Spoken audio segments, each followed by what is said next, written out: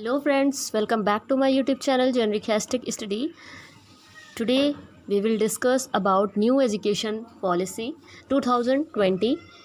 Let's see what is the new education policy.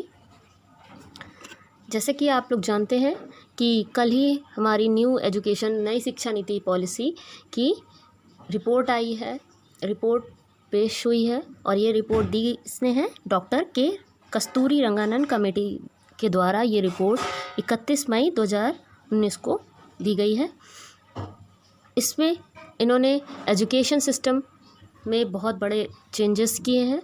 ये changes 34 साल बाद हुए हैं, तो आइए देख लेते हैं इसमें क्या क्या चेंजेस किए गए हैं। पहला तो इसमें MHRD मिनिस्ट्री का नाम चेंज करके नया नाम जो रखा गया है वो एजुकेशन मिनिस्ट्री हो गया है।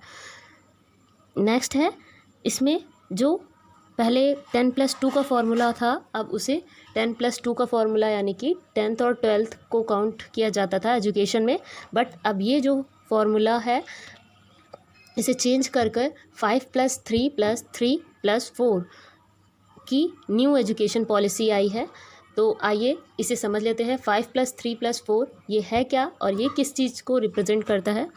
5+3+4 सिस्टम, ये पूरा सिस्टम अब न्यू एजुकेशन पॉलिसी का है।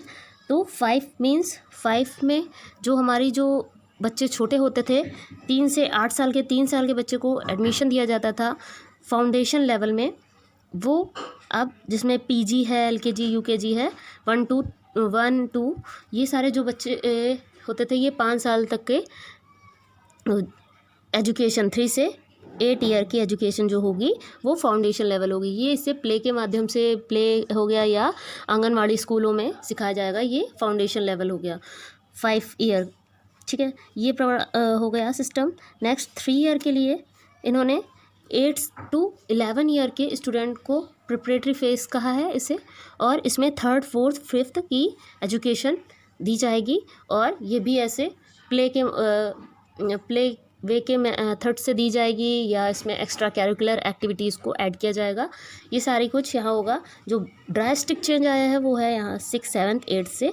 यहाँ पे ये 3rd है 3 वाला। यहाँ पर इस 3 में 11 to 14 ईयर के जो स्टूडेंट हैं ये 3 साल की तक का जो 6 7 8 में यहाँ पर इन्हें एक्स्ट्रा कैरिकुलर एक्टिविटीज़ दी जाएंगी, वोकेशनल एजुकेशन को ऐड किया गया है।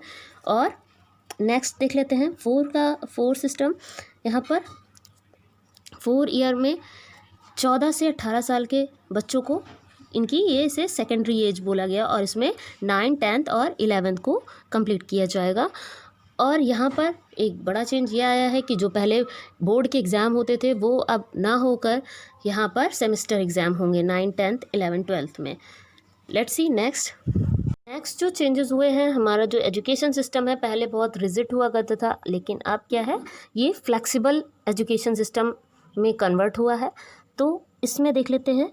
इसमें जो पहले एक इस डायग्राम को एक चीज़ों पर फोकस करके समझते हैं कि जो पहले हमारा एक्स्ट्रा कैरिकुलर एक्टिविटीज़ होती थी उसका हम लोग को कोई भी वेटेज नहीं मिलता था, मतलब कोई भी हमारे वो इंक्लूड नहीं होती थी एजुकेशन से। और हम लोग आफ्टर कंप्लीटिंग एजुकेशन 10th और 12th स्टूडेंट सोचते थे कि हम इस चीज़ में जैसे बैटिंग में स्पोर्ट्स में इंटरेस्ट है या डांसिंग में इंटरेस्ट है किसी स्टूडेंट को, तो वो बाद में सोचता था कि हम एजुकेशन फिनिश करने के बाद में इस चीज़ को करेंगे तो हमें ज़्यादा प्रॉफिट होगा, हमारी पढ़ाई नहीं ख़त्म होगी, पढ़ाई नहीं बेकार होगी।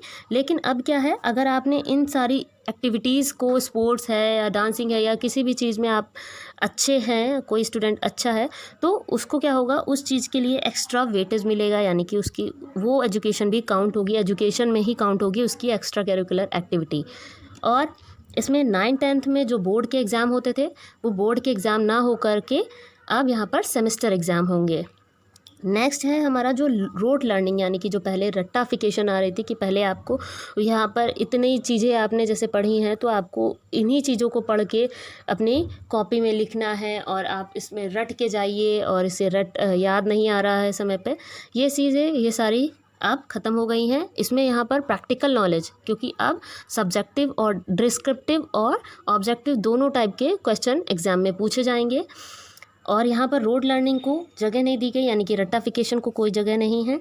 आपको प्रैक्टिकल नॉलेज कितनी है उसके बेस में भी आपका असेसमेंट यानी कि स्टूडेंट का असेसमेंट होगा, मूल्यांकन करेंगे। इसमें यहाँ पर प्रैक्टिकल वर्क के ऊपर ज़्यादा फोकस किया गया है, एक्स्ट्रा करिकुलर एक्टिविटीज़ के ऊपर ज़्यादा फोकस किया गया है कि अपने एजुकेशन सिस्टम को फ्लेक्सिबल बनाएं कि बच्चा, अगर कोई बच्चा इस एक्स्ट्रा करिकुलर में अच्छा है तो उसे उस चीज़ पर फोकस करें और उसकी एजुकेशन भी होती रहे और वो किसी न किसी एक स्किल में अच्छी तरह से दक्ष हो और अपनी जीवन यापिका चला पाए। तो यहाँ पर प्रैक्टिकल वर्क को भी ज़्यादा वेटेज दिया गया है। यहाँ पर वोकेशनल एजुकेशन, जैसे कि इसमें यहाँ पे 6, 7, 8 से वोकेशनल एजुकेशन को ऐड कर दिया गया है, यानी कि जिसे अगर किसी बच्चे को, पहले क्या होता था, पहले मतलब आपको इस सब्जेक्ट से रिलेटेड नॉलेज होनी चाहिए थी, लेकिन अब क्या है, आपको आसपास की चीज़ों के, जैसे कि हो गया किसी को कारपेंटर में इंटरेस्ट है तो वो कारपेंट्री की इंटर्नशिप कर सकता है 6, 7, 8 में। बच्चों को ये ऐड हो गया है कि कारपेंटरिंग की हो गया या टेक्नीशियन का हो गया या प्लम्बरिंग का हो, ये 6, 7, 8 से यहाँ पर ऐड कर दिया गया है कि अगर आपको जिस चीज़ में भी इंटरेस्ट हो उस चीज़ के बारे में आपको इंटर्नशिप करनी पड़ेगी। उनके उस जो स्किल में मेंटर है वो ज़्यादा नॉलेजेबल है आपसे है, उसके पास जाके आपको उस चीज़ों के बारे में इंटर्नशिप करनी पड़ेगी, ट्रेनिंग लेनी पड़ेगी। वो भी आपकी 6, 7, 8 में स्किल को काउंट किया जाएगा और उसके आपको एक न्यू मतलब ग्रेड मिलेगा, नंबर मिलेंगे, वो भी आपके एजुकेशन सिस्टम में ऐड होगा। नेक्स्ट जो चेंजेस हैं, फ्रीडम इन सब्जेक्ट चॉइस। जैसे कि पहले आप लोग को देखा होगा, आप लोगों ने 9 से ही डिसाइड हो जाता था स्टूडेंट के लिए कि उन्हें कॉमर्स में जाना है, साइंस में जाना है, आर्ट में जाना है। वो मैथ्स नहीं पढ़ सकते हैं, आर्ट वाले स्टूडेंट मैथ्स नहीं पढ़ सकते हैं, या बैंक वाले जो मतलब कॉमर्स के हैं वो अकाउंट पढ़ेंगे। तो लेकिन अब क्या है, सब्जेक्ट्स में फ्लेक्सिबिलिटी है, आपको जो सब्जेक्ट्स पसंद आए वो आप ले सकते हैं। हिंदी है, इंग्लिश है, मैथ, फिजिक्स, केमिस्ट्री, जो भी सब्जेक्ट आए आप अपने आप से सब्जेक्ट्स चूज़ कर सकते हैं और उसमें पढ़ सकते हैं। और पहले क्या होता था, इंग्लिश के लैंग्वेज पे ज़्यादा फोकस किया जाता था कि स्टूडेंट्स को इंग्लिश आनी चाहिए, बट क्या है, अब रीजनल लैंग्वेज पे ज़्यादा फोकस है कि आपकी मातृभाषा को आपकी जो स्टडी होगी वो आपकी मातृभाषा में होगी। उसके बाद आपके ऊपर डिपेंड करता है कि आप कौन कौन सी लैंग्वेजेस सीखना चाहते हैं। नेक्स्ट है हमारा बीए, बीएससी, बीकॉम की बात कर लेते हैं। अगर आपने कोई भी बीए में जैसे होता है एक साल का, 2 साल का, 3 साल का होता है, लेकिन अब क्या था, पहले बीए अगर आपने 1 ईयर का किया है तो आपको एक केवल सर्टिफिकेट मिलेगा, 2 ईयर का किया है तो आपको डिप्लोमा की डिप्लोमा मिल जाएगा, और 3 ईयर का अगर किया है तो डिग्री मिलेगी। लेकिन अगर 4 ईयर का करा हुआ है आपने कोई भी डिग्री प्रोग्राम, तो आपको यहाँ पर रिसर्च की फील्ड में आपने की डिग्री मिलेगी, आप उसमें रिसर्च भी कर सकते हैं। तो आइए नेक्स्ट देख लेते हैं टीचर्स के लिए क्या रूल्स एंड रेगुलेशन आए हैं।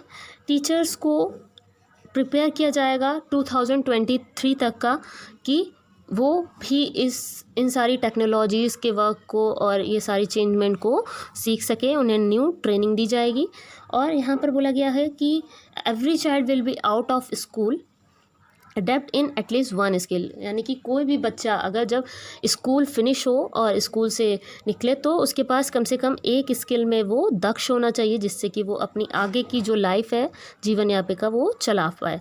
नेक्स्ट है हमारा common standard public and private school fees. और जो स्कूल की जो फ़ीस है वो सभी में सिमिलर होगी, सभी में कोई भी ये नहीं होगा कि प्राइवेट्स में अलग ज़्यादा फ़ीस होती थी और पब्लिक में अलग फ़ीस होती थी, तो जिससे कि बच्चे जो होते थे वो एजुकेशन को उतनी अच्छी तरह से गेन नहीं कर पाते थे, क्योंकि फ़ीस के स्ट्रक्चर के लिए और उसमें प्राइवेट स्कूल में ज़्यादा अच्छी तरह से पढ़ाइयाँ होने लग गई थी या एक्स्ट्रा करिकुलर को ऐड किया गया था।